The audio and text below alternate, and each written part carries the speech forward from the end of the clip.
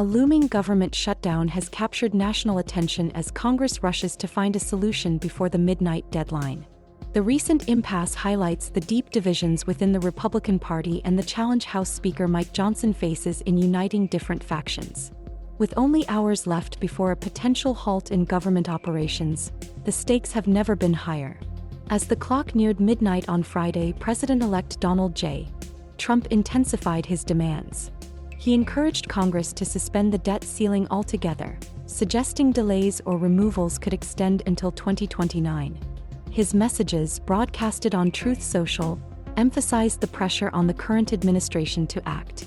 "Remember, the pressure is on whoever is president," Trump stated, signaling his attempt to shift responsibility. This situation unfolded amidst failed congressional negotiations, leaving many to ponder the effectiveness of Republican leadership in addressing the crisis. With the House having rejected a Trump-backed proposal, the pressure significantly intensified. Conservative Republicans voted down a proposed spending bill that sought to suspend the national borrowing limit for 2 years.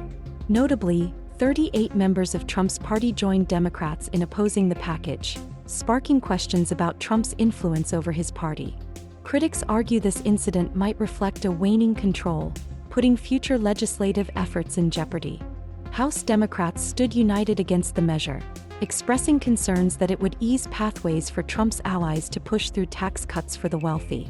One prominent factor contributing to the stalled negotiations has been the discord between traditional Republicans and their more conservative counterparts. As specifically noted, figures within Congress demonstrated an unwillingness to simply follow Trump's demands. This division raises essential questions about the party's trajectory as Trump's presidency approaches again. With the national debt spiraling past $36 trillion, the implications of not raising the borrowing cap could lead to dire economic consequences, including a potential government default. This precarious fiscal situation looms as a significant backdrop to the ongoing discussions. On a dramatic Thursday night, Johnson's hastily assembled spending bill failed to garner enough support, with a vote tally of 235 to 174. The plan had aimed to provide funding through the end of the fiscal year while postponing discussions on the debt ceiling.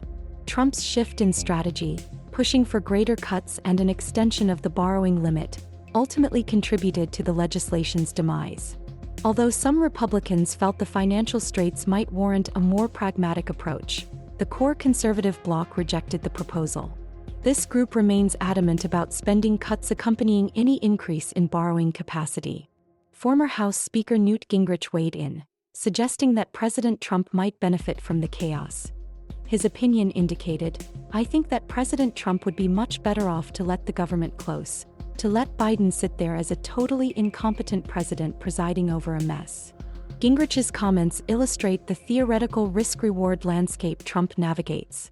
In contrast, House Minority Leader Hakeem Jeffries expressed concern about the consequences, urging his colleagues to act sooner rather than later. The imperative to avoid disruptions to working-class families continued to be a theme among Democratic leaders.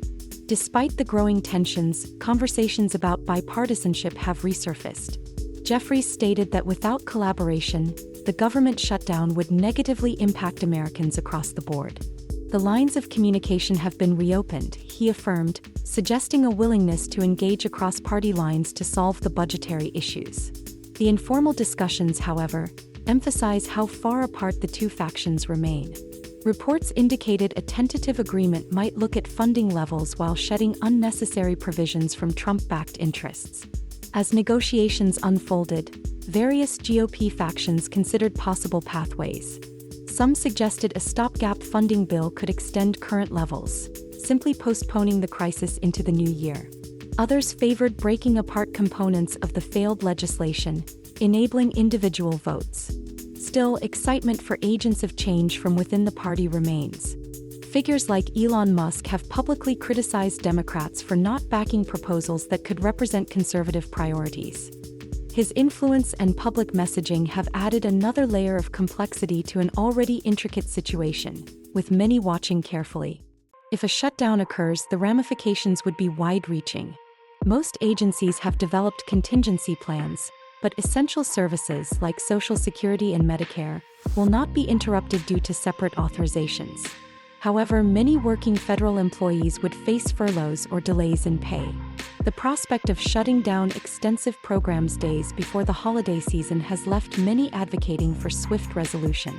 Anticipating implications, observers suggest services deemed non-essential would cease to function.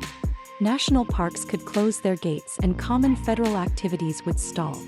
Legal proceedings would also see interruptions, with civil cases potentially pausing as resources are redirected to the essentials. Trump's contention that the blame for a shutdown should rest with Biden further complicates the conversation. He remarked how it would be politically advantageous for Republicans to allow the impending crisis to be framed as a Democratic failure. As Friday approaches, all eyes are on Capitol Hill. The potential for a government shutdown sends ripples through the public and legislative arenas alike. Whether Republicans can find common ground in this tense environment remains uncertain, but the balancing act of governance will continue to unfold. In navigating the complexities and competing interests, Congress faces one of its most significant tests. The days ahead may reveal the evolving landscape of American governance under Donald Trump's anticipated second term.